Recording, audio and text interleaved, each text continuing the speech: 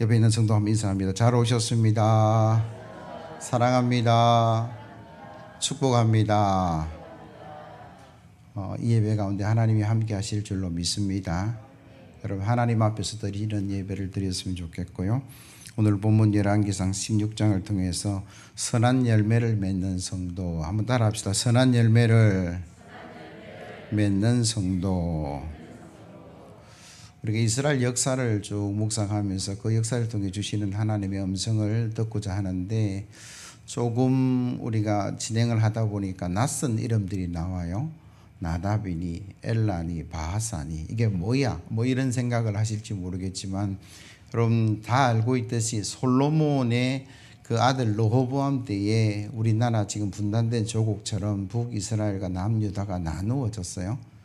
유다는 르호보암이라는 솔로몬의 아들이 왕이 되었고 북이스라엘은 여로보암이라는 사람이 왕이 되어서 그 나라를 다스려 나가는데 그 여로보암의 아들 나답, 그게 아버지가 왕이고 아들 나답이 왕이고 손자도 왕이 되어야 되는데 쿠데타가 일어났어요. 그래서 북이스라엘의 여로보암 1대 왕조는 아버지와 아들 2대로 왕조가 끝이 나버립니다. 그리고 2대 왕조가 세워졌는데 바하사라는 사람, 쿠데타를 일으켜서 바하사가 왕이 되고 그의 아들 엘라 때에 또 쿠데타가 일어나서 2대 왕조가 아버지와 아들 만에 또 끝이 나버려요. 그리고 그 다음에 왕이 된 사람이 시므리라는 사람 3대 왕조인데 그 사람은 7일 동안 왕으로 있다가 또 어려움을 당하는. 그래서 이런 어려움의 과정 속에서 우리가 하나님 주신 말씀이 무엇인가를 통해서 교훈을 얻고자 하는데 제일 먼저는 여러분 심은 대로 거둔다라는 이야기인데요. 여러분 8절에서 10절 말씀을 한번 보시면 유다의 아사왕 제26년에 바하사의 아들 엘라가 디르사에서 이스라엘 왕이 되어 2년 동안 그 왕위에 있으니라. 엘라가 디르사에서 왕국 맡은 자 아르사의 집에서 마시고 취할 때에 그의 신하 곧 병거 절반을 통솔한 지휘관 시므리가 왕을 모반하여 시므리가 들어가서 그들을 쳐 죽이고 그를 대신하여 왕이 되니 곧 유다의 아사왕 제27년이라. 왕조가 세워지고 무너지는 것은 뭐 역사를 통해서 우리가 너무나 잘 알고 있는데 그 기간이 너무 짧다. 그것도 자연적으로 권력이 이양되는 것이 아니라 쿠데타가 일어나고 뭐 살해가 일어나고 잔인한 일들이 일어난다라는 게 오늘 본문의 이야기입니다. 그런데 1대 왕조가 무너지고 2대 왕조가 세워지고 또 2대 왕조가 무너지고 3대 왕조가 세워지는 그 모습이 굉장히 비슷해요. 쿠데타에 의해서 남자들은 한 명도 남기지 않고 잔인하게 살해되는 이 살인을 통해서 왕조가 바뀌는 그런 어떤 모습을 우리가 보면서 이것 심은 그대로 이루어지는 거구나. 왜냐 그러면 나답을 잔인하게 죽였던 바하사 엘라의 2대도 또 시므리에서 잔인하게 생명을 잃어가는 모습을 보면서 이게 심은 대로 거두는 역사가 일어나구나. 여러분 가을 그러면 단풍의 계절, 여러분들이 평소 때는 좋은 구경하셔야 되는데 코로나 때문에 어려움이 있습니다만 근데 가을의 궁극적인 것은요 단풍이 아니라 뭐예요? 추수죠. 봄에 씨를 뿌리고 여름에 지나고 열매 맺고 가을에 추수를 거두어서 우리가 풍성한 그 가을의 열매를 느끼는 것이 바로 오늘날 이 시대인데 그 추수를 통해서 우리가 알 수 있는 진리는 단 하나입니다. 심은 대로 거둔다. 여러분 공 심은 데 뭐가 납니까? 콩이 나고 팥 심은 데 밭이 나고. 콩 심어놓고 다른 것을 거두기를 원한다면 그건 참 어리석은 거죠. 그게 식물이나 과일만 그런 게 아니고 우리의 삶에도 마찬가지다. 그렇게 이야기하죠. 지난 수요일 날 이건희 회장이라는 분이 별세를 하셨다. 여러분들 텔레비전을 통해서 뉴스를 통해서 많이 봤는데 뭐 이건희 회장과 삼성에 관한 이야기들이 많이 나누어집니다. 좋아하는 분들도 있고 싫어하는 분들도 있고 싫어하는 분들의 이유들을 보니까 뭐 뇌물을 이명박 대통령에게 뇌물을 해서 그 뇌물이 확정이 돼서 뭐 이런 어떤 여러 이야기 들을 때 그게 삼성이 거론되기도 하고 또 불법 승계 때문에 뭐 서로 이렇게 맞추고 막 이런 일들 중에 참 어려움들이 많고 노조 탄압했다 뭐 이런 이야기들이 있는데, 제가 오늘 설교의 예화로 드는 것은 삼성이 좋다 나쁘다라는 이야기가 아니라 삼성이 참 잘 심었구나 하는 차원의 이야기를 좀 하려고 그래요. 82년도에 이건희 회장이 45살로 삼성의 회장이 됩니다. 그때 취임할 때 그는 삼성을 인류 기업이 되게 하겠다 뭐 그런 이야기를 하죠. 그러면서 그가 한마디 더 했는데 이런 이야기를 했습니다. 우리가 언제까지 기술 속국으로 기술 식민지로 나아가야 합니까? 이게 무슨 말일까요? 대한민국이 일본의 속국으로 수많은 세월의 고통과 어려움을 당했고 독립운동을 해서 해방이 되고 독립이 되었는데, 근데 기술은 아니었다라니, 그때 당시만 하더라도 일본의 어떤 선질 기술을 따라내지 못하고 늘 일본에게 가서 그 기술 때문에 우리는 뭐 수많은 일들을 하지만 이득은 별로 나지 않는 그런 어려움 속에서 이건희 회장이 외쳤던 것이 우리가 스스로 우리의 기술을 개발해서 기술 강국으로 나아갑시다 뭐 이런 이야기를 했다라는 거예요. 그리고 다 반대하는데 부도 직전에 한국 반도체라는 기업을 인수하게 되고 삼성전자의 어떤 전신이죠.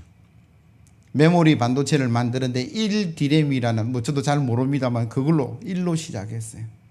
그래서 지금은 64디램이라는 것을 만들어서 세계에서 독보적인 존재가 되었어요. 기술을 못 따라오고 있어요.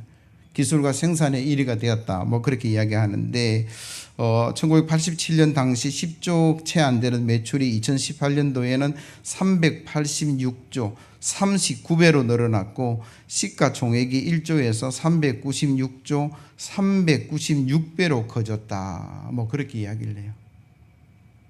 세계 기업의 브랜드를 이야기할 때 순서를 매기는데 5등이 삼성입니다. 제가 다른 거 찾아보니까 현대자동차가 79위고 LG가 91위고 SK는 158위, 비교도 안 될 정도로 이렇게 잘 성장한 이유가 뭔가? 단 하나입니다. 세계적인 기업이 될 수 있었던 것은 그 이건희 회장의 어떤 뭐 해안이라고 말할 수도 있고, 그때 잘 투자해서 그가 가족뿐만 아니라 기업뿐만 아니라 대한민국에 그 심었던 투자의 열매를 지금 거두고 있는 거죠. 그리고 우리가 경제활동을 할 수밖에 없는 자본주의 세상에 살아가는데 여러분 투자 잘 하셔야만이 미래에 좋은 결과가 드러날 수 있다라는 이야기고, 많은 사람들이 건강에 대한 이야기를 관심을 가지고 있는데 황주석 박사의 그 성서 건강학에 대한 이야기를 조금 드리면요, 많은 사람들이 찾아와서 건강의 비결을 묻는데요. 뭐 특별한 비결이 있을 것 같은데 그분의 대답은 굉장히 건강하게 살아가는 삶은 단순합니다. 뭐 복잡한 게 아니다라고 이야기를 해요.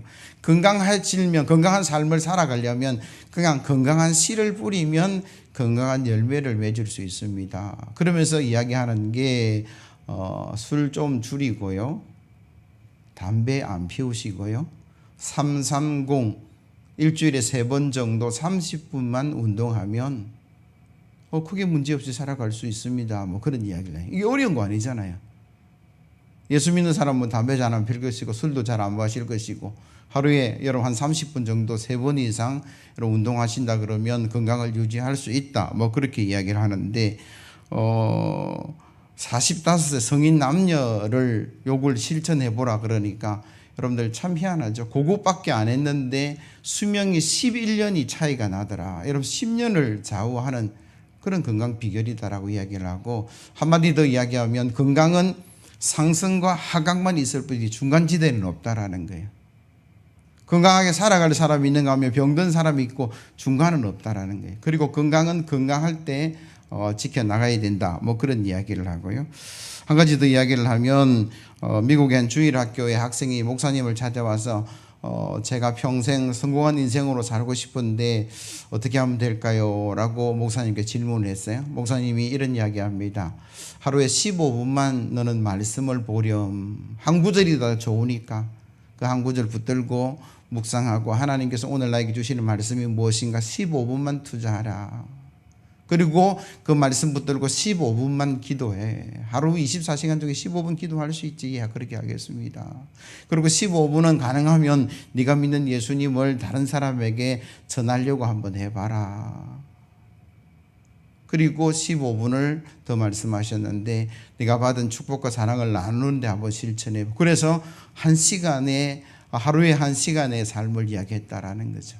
그 친구가 열심히 실천했어요. 하나님 말씀 매일매일 한 구절 이상씩 읽고 기도하고 복음을 전하려고 애쓰고 노력했고 또 사랑을 실천하려고 했는데 그가 누구냐 그러면 미국 메이저리그 시카고 화이트삭스의 유명한 야구 선수입니다. 그리고 복음을 전했는데 야구 은퇴하고 100만 명에게 복음을 전했다. 빌리 손데이에 관한 이야기예요. 제가 3가지 말씀을 드렸습니다.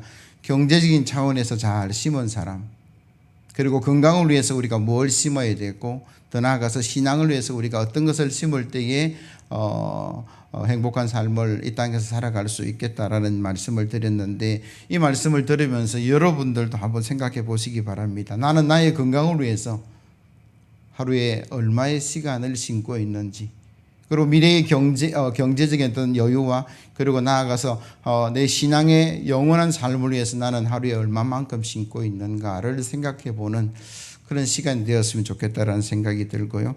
그리고 갈라디아서 6장 7절 이하의 말씀을 제가 읽습니다. 스스로 속이지 말라. 하나님은 업신여김을 받지 아니하시나니 사람이 무엇으로 심든지 그대로 거두리라. 자기의 육체를 위하여 심는 자는 육체로부터 썩어질 것을 거두고 성령을 위하여 심는 자는 성령으로부터 영생을 거두리라. 우리가 선을 행하되 낙심하지 말지니 포기하지 아니하면 때가 이름에 거두리라. 그러므로 우리는 귀에 있는 대로 모든 이에게 착한 일을 하되 더욱 믿음의 가정들에게 할지니라. 아멘. 저와 여러분들이 몸과 마음과 영혼을 위해서 여러분 잘 심으시고 복된 열매를 거두기를 예수 그리스도의 이름으로 기원합니다. 또한 성도가 선한 열매를 위해서 좋은 씨를 심었다면 여러분 방치하시면 안 되겠죠. 밭에 씨를 뿌렸습니다. 끝? 아니죠. 만약에 밭에 씨를 뿌리고 그냥 멈추고 있으면 아마 잡초가 무성할 거예요.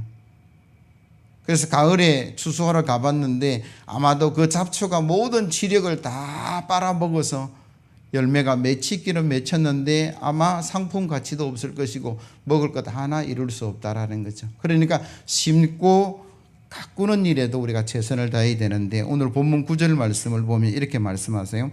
엘라가 디르사에 있어 왕궁 맡은 자 아르사의 집에서 마시고 취할 때에 그 신하고 병거 절반을 통솔한 지휘관 시므리가 왕을 모반하여 2대 왕조가 무너지고 3대 왕조가 세워지는 그 순간에 엘라가 어디 있었냐 그러면 디르사에 있었다. 그 디르사의 왕궁 맡은 자 아르사의 집에서 뭐 했냐 그러면 마시고 취할 때, 그렇게 이야기해요.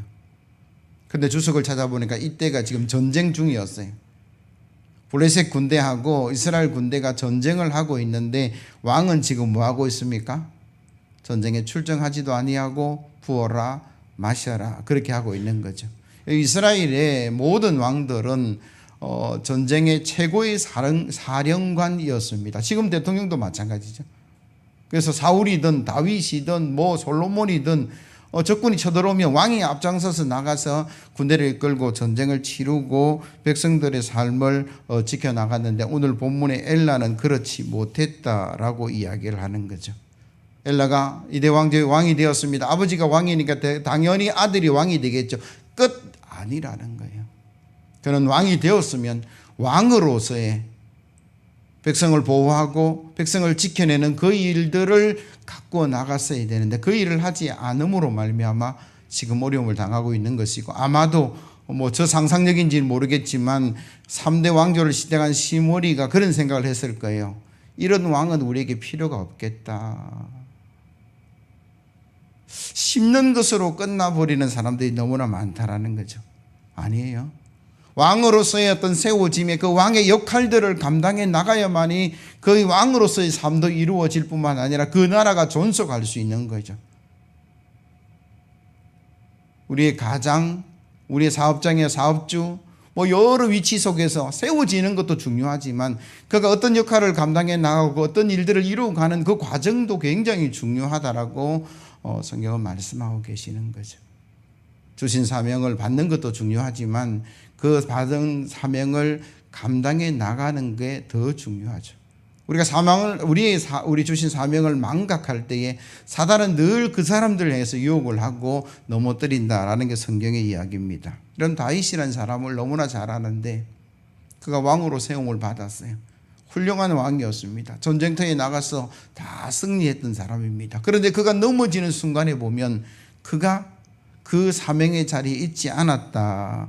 강간을 하고 또 나아가서 살인을 저지르는 그 엄청난 그 다윗의 인생 가운데 없었으면 좋겠다는 그 부분들, 그 암흑기의 시작은 그가 왕으로서의 사명을 감당하지 않을 때였다라고 성경은 말씀하고 계시죠. 여러분 사무엘하 11장 1절 이하의 말씀을 제가 읽어드릴게요. 그 해가 돌아와 왕들이 출전할 때가 되매 다윗이 요압과 그에게 있는 그의 부하들과 온 이스라엘 군대를 보내니 그들이 암몬 자손을 멸하고 랍바를 에워싸고 다윗은 예루살렘에 그대로 있더라.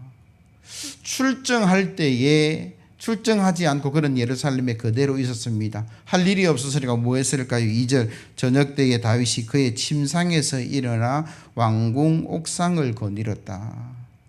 저녁에 침상에서 일어났다라는 것은 할 일이 없어서 낮잠을 실컷 자고 일어났다라는 이야기고요. 그리고 옥상을 거닐다가 그곳에서 보니 한 여인이 목욕을 하는데 심히 아름다워 보이는지라 다윗이 사람을 보내 그 여인을 알아보게 하였더니 그가 아뢰되 그는 엘리암의 딸이요 헷 사람 우리아의 아내 바세바가 아니니까 하니 다윗이 전령을 보내어 그 여자를 자기에게로 데려오게 하고 그 여자가 그 부정함을 깨끗하게 하였으므로 더불어 동침하며 그 여자가 자기 집으로 돌아가니라. 다윗은 아마 생각했을 거예요. 나라가 이 정도 안정이 되었으면, 이 정도 영토를 불렸으면 됐다. 뭐 그런 어떤 생각을 했을 거예요. 그리고 전쟁이 이제 일어나서 출정할 때가 되지만 아이고 저 작은 전쟁에 내가 나갈 필요 뭐 있어. 그냥 신하들 보내서 하면 되지. 살아가면서 이런 여유가 저에게도 있어야 되고 여러분들에게 있어야 돼요. 이 여유가 나쁘다는 게 결코 아니에요. 단 한 가지 그 여유를 누려감에도 불구하고 다윗이 놓치지 않아야 될 한 가지가 뭐냐면 하나님을 경외하는 것이고 이웃을 사랑하는 것이었다라는 거예요. 지금까지 수고했으니까 낮잠 잘 수 있죠. 옥상 거닐 수 있어요. 그러다가 목욕하는 여인 볼 수 있습니다. 보는 걸로 끝났으면 얼마나 좋았을까. 알아보라 그랬어요. 뭐 알아볼 수도 있겠죠. 호기심에. 우리아라는 남편이 있습니다. 유부녀입니다. 거기서 멈춰야 되는데 데려오라. 데려왔으면 뭐 밥 한 끼 하고 차 한잔하고 보내면 되지. 거기서 동침은 왜 합니까? 그가 그 순간 그 여유를 즐기면서 뭘 잊어버렸냐 그러면 눈동자같이 지켜보시는 하나님을 잊어버렸어요.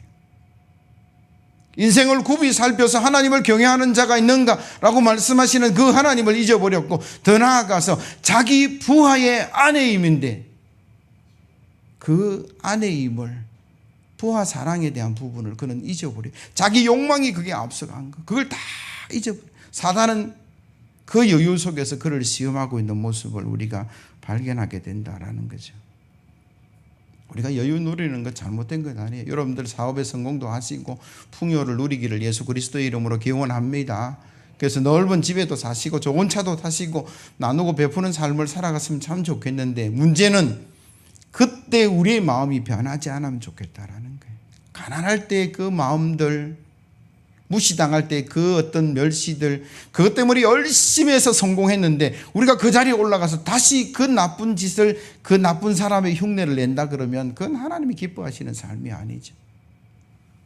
축구를 잘하는 세네갈 출신의 사디오 마네라는 선수가 있습니다. 저도 잘 모르는데 어느 목사님이 페이스북에 좋아요 뭐 이런 기사를 눌려서 제가 보니까 야, 이 사람 참 괜찮은 사람이네 소개합니다. 리버풀이라는 소속의 선수인데 연봉이 1020억 불, 우리나라 돈으로 하면 120에서 130억 정도 연봉입니다. 한 달에 한 10억씩 받는 거죠. 근데 한 달에 10억씩 받으면 뭐 얼마나 뭐 부유를 누리겠어요. 매년 그렇게 받는다 그러면 순식간에 뭐 대부호가 될 것인데, 근데 그가 쓰는 핸드폰을 보니까 화면이 다 깨어졌는데 그걸 그대로 쓰고 있는 거예요. 그래서 사람들이 이상하게 생각했어요. 한 달에 월급이 10억이 넘고 연봉이 뭐 120억이 넘는 사람이 무슨 핸드폰을 뭐 저런 걸 쓰지 그러면서 관심을 가지고 취재가 일어나니까 그 사람이 한 이야기가 이런 이야기입니다. 제가 페라리를 페라리를 한 10대 정도 가질 수도 있고 다이아몬드가 박혀 있는 20개의 어떤 시계를 가질 수도 있고 2대 정도의 어떤 전용 비행기를 살 수 있는 형편이지만 저는 그렇게 살려고 하지 않습니다. 어릴 때 나는 가난한 나라에 태어나서 신발도 못 신고 뛰어다녔고 나무를 했고 또 때론 매를 맞기도 하고, 그런데 지금은 축구 선수가 되어서 이만큼 되었는데 나는 그 부를 누리는 것보다 내 가난한 때 그 나라와 그 사람들을 돌보는 일이 더 좋습니다. 그래서 그는 그 받은 월급을요 학교를 몇 개나 세웠어요. 경기장도 하나 세웠어요. 그리고 자기와 같이 가난한 아이들, 공부 못하는 아이들 공부시키고 옷을 나눠주고 음식을 나눠주고 물을 나눠주고 상하층에 있는 마을 사람들에게는 70유로 매달 그 일을 공급해 나가는 일을 하고 있다. 뭐 그렇게 이야기해요. 사디오 마네라는 사람입니다. 월급이 10억이에요. 연봉이 120억이 넘습니다. 근데 그는 그 부호를 누림에도 불구하고 가난할 때의 그 마음을 그는 안 잊으려고 애를 쓴 거죠. 나처럼 그 가난한 아이들을 내가 도와서 잘 하게끔, 공부 못한 아이들을 위해서 학교를 세우고 경기장을 세우고 배고파 굶어 죽는 사람들을 위해서 내가 그 일을 하는 일을 내가 멈추지 않겠다. 뭐 그렇게 마음을 먹고 그는 변함없는 아름다운 삶을 지금 살아가고 있어요. 그러니까 수많은 사람들이 팬이 되고 존경을 하고 사랑을 하고, 저도 뭐 그 사람 얼굴도 몰라요. 그냥 핸드폰에 페이스북에 그 기사가 떠 있으니까 읽어보고 참 좋다. 뭐 예화로 한번 써야 되겠다. 뭐 그런 생각을 할 정도의 삶을 소개하는 거죠. 어떤 제자가 스승에게 물었습니다. 제게 왜 기쁨이 없습니까? 왜 다른 사람들이 제게 행복을 주지 못합니까? 그 제자의 삶을 너무나 잘 아는 스승이 이런 이야기를 합니다. 어째 자네는 대박 하나로 한 마리의 곡식을 얻기를 원하는가? 한 조각의 천을 들고 옷 만드는 집에 가서 옷 한 벌을 만들어 달라고 이야기하는가? 묘사에 찡그리는 얼굴로 사람들을 대하면서 기쁨이 있기를 기대하고 다정한 이유 베푸는 사람들이 되지 않고서 어찌 다른 사람이 당신에게 행복을 주기를 원하는가? 우리가 좋은 열매를 심으셔야 돼요. 그리고 우리는 좋은 열매를 가꾸는 일을 위해서 시간과 노력을 투자하셔야 됩니다. 심은 대로 거두는 기적 속에 노력 없이 되는 일은 하나도 없을 거예요. 내가 하지도 않은데 저 사람이 할 것이다. 여러분, 그거는 물론 뭐 그런 일들도 일어날 수도 있지만 그렇게 드문 일이죠. 흔한 일은 아니에요. 우리가 수고하고 애쓰고 함께 노력해서 그 일들이 이루어진다라고 성경은 말씀하죠. 저와 여러분들이 좋은 씨를 뿌리고 그 씨가 열매 맺기까지 여러분 수고하고 애써서 풍성한 열매를 누려가시기를 예수 그리스도의 이름으로 기원합니다. 그리고 마지막으로 성도는요, 자신이 좋은 열매를 맺어야 할 뿐만 아니라 내 주변에 있는 사람들이 좋은 열매를 맺을 수 있도록 돕고 격려하는 자리에 서야 되는데, 여러분 11절 말씀을 한번 보세요.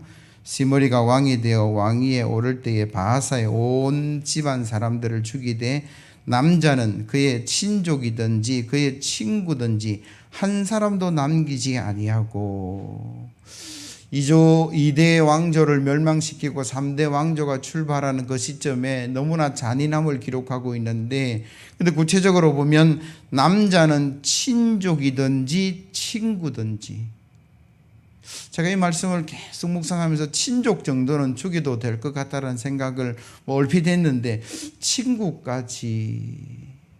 친구들은 왜 거기서 죽임을 당했을까? 우연한 일일까? 아니면 필연일까? 왜 하나님은 그들의 친구의 생명까지 앗아가는 걸 허락하셨을까? 내린 결론은 이거예요. 그 친족들과 그 친구들은 이 악의 무리에 동조한 사람들이죠. 아마도 그 왕이 악을 저지를 때에 협력하고 지원해주고 모른 척 해주고, 그래서 그 불의한 이익을 같이 나누는 사람들이었기에 아마도 하나님은 그들의 죽음을 막지 아니하셨다라는 결론을 내릴 수밖에 없어요. 우리가 이 일을 통해서 생각해야 될 게 뭐냐 하면, 우리가 악을 저지른 사람이 되지 않아야 될 뿐만 아니라 악에 동조하고 협조하지도 않아야 된다라고 성경은 말씀하고 계세요. 민수기 13장 14장에 걸쳐서 길게 기록된 이스라엘 역사의 한 부분을 소개하면, 가나안 땅에 들어가기 전에 각 지파마다 대표를 뽑아서 12지파의 12 정탐꾼을 가나안에 파송합니다. 그들이 40일 동안 돌아와서 보고를 하죠. 10명은 못 들어갑니다. 성이 얼마나 큰지 모르겠어요. 사람들도 얼마나 큰지 모르겠어요. 우리는 그들에 비하면 메뚜기에 비해요. 도저히 안 됩니다. 뭐 이런 이야기 하니까 여호수아 갈렙이 옷을 찢으면서 울면서 이야기합니다. 아니, 갈 수 있습니다. 저들은 우리의 밥입니다. 저들을 지키는 신들은 떠나갔고 하나님은 우리와 함께 하시지 않습니까? 뭐 그런 보고를 하는데, 결국은 하나님께서 결론적으로 먼저 말씀을 드리면, 가나안 땅에 들어갔던 사람들은 다음 세대와 구세대는 여호수아와 갈렙밖에 없었어요. 여기서 우리 한 가지 의문을 가질 수밖에 없는데, 왜 이스라엘의 구세대는 들어가지 못했을까? 10명의 정탐꾼의 보고에 동조하고 그들의 이야기를 귀담아 듣고 원망하고 불평하는 자리에 서 있었기 때문에 그들이 정탐하지 않았어요. 단지 10명의 정탐꾼의 보고에 동조하고 협력하고 불평하고 원망했을 뿐이죠. 이스라엘 백성이 한 거는 그거밖에 없어요. 근데 결국은 그들에게 가나안이 허락되지 않았다라는 게 성경의 이야기입니다. 우리가 어떻게 살아가야 되느냐, 굉장히 중요한 이야기를 할 수밖에 없다라는 거죠. 동조할 때에 그 동조도 악이 무너질 때 같이 무너질 수밖에 없다라는 게 오늘 본문의 이야기죠. 시편 1편 1절에서 3절, 우리가 너무나 잘 알고 있는 말씀. 복 있는 사람은 악인의 길을 따르지 아니하며 죄인의 길에 서지 아니하며 오만한 자의 자리에 앉지 아니하고 오직 여호와의 율법을 즐거워하며 그의 율법을 주야로 묵상하는 자로다. 그는 시냇가에 심은 나무가 시절을 따라 열매를 맺으며 그 잎사귀가 마르지 아니한 같으니 그가 하는 모든 일이 다 형통하리로다. 그가 하는 모든 일이 다 형통하는 그런 복을 받는 저와 여러분들 되기를 예수 그리스도의 이름으로 기원합니다. 그 일을 위해서 주야로 말씀을 묵상하는 사람이 되면 된다. 하나님 말씀 붙들고 살면 하나님께서 그렇게 하시겠다라고 말씀하셨는데 그것뿐만 말씀하시지 않으셨어요. 1절을 다시 보면, 복 있는 사람은 악인들의 길을 따르지 아니하며 죄인들의 길에 서지 아니하며 오만한 자의 자리에 앉지 아니하고.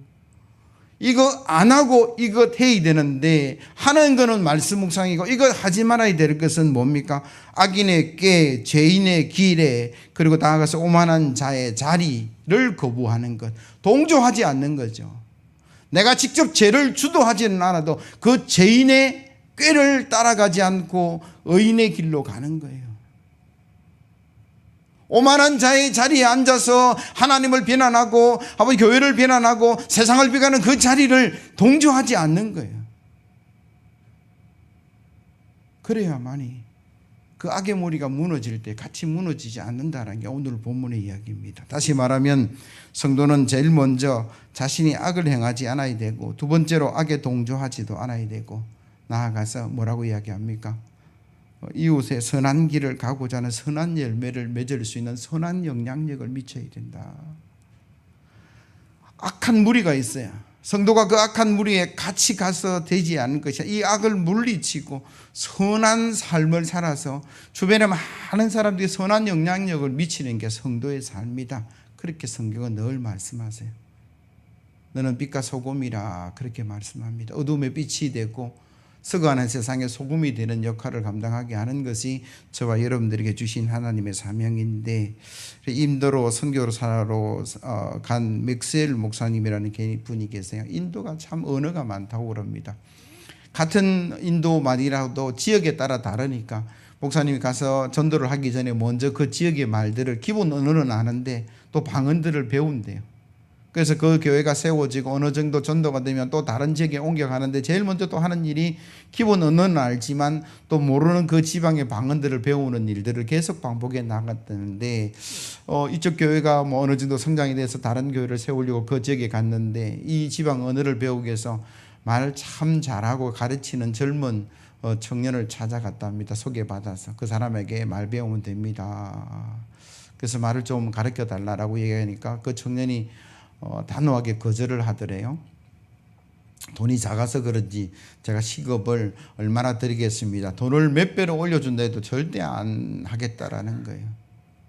혹시 내가 선교사라는 것을 알고 복음을 전할까 싶어서 그런 것 같다 싶어서 내가 언어 배울 때 절대 당신에게 예수 옛자도 꺼내지 않고 복음 안 전하겠습니다. 그래도 그 청년이 거부하더라는 거예요. 그러면서 그 이유를 이렇게 이야기합니다. 당신과 같이 있다 보면 누구든 그리스도인이 된다고 이미 소문이 여기까지 퍼져 있습니다. 나 역시도 그렇게 되지 않으리라는 보장이 없기에 미안하지만 절대로 가르쳐 줄 수 없습니다. 맥스웰 목사님의 삶이 얼마나 귀하고 복됩니까? 그가 가는 곳곳마다 수많은 사람들이 그와 함께하고 이야기하고 살아가면 저 삶을 내가 본받아야 되겠구나. 예수 그리스도의 모습이 저기서 나오는구나. 이런 어떤 것들이 퍼져나가서 이 청년이 나는 나의 종교를 버릴 수 없다라고 거부한 거죠. 예수를 수십 년 믿고 살아가는 저와 여러분들의 이 땅의 삶의 영향력은 얼마나 될까? 우리 마음속에 예수를 품고 우리가 가는 곳마다 표정 하나, 몸짓 하나, 말 한마디가 그리스도의 향기가 묻어나와서 주변을 아름답게 하고 주변의 사람들의 마음을 평안하게 하는 그런 삶이 저와 여러분들에게 주신 사명이라는 생각을 우리가 다시 한번 해봐야 합니다. 말씀을 정리합니다. 우리는 선한 씨앗을 심고 잘 가꾸어서 선한 열매를 맺는 성도가 되어야 되는데 그것뿐만 아니라 나도 선한 열매를 맺을 뿐만 아니라 주변의 사람들이 선한 열매를 맺을 수 있도록 저와 여러분들이 오늘 받은 은혜로 사랑하시고 격려하시고 주의 놀라운 은혜를 이루어가기를 예수 그리스도의 이름으로 기원합니다. 찬송가 496장입니다. 힘차게 박수 치며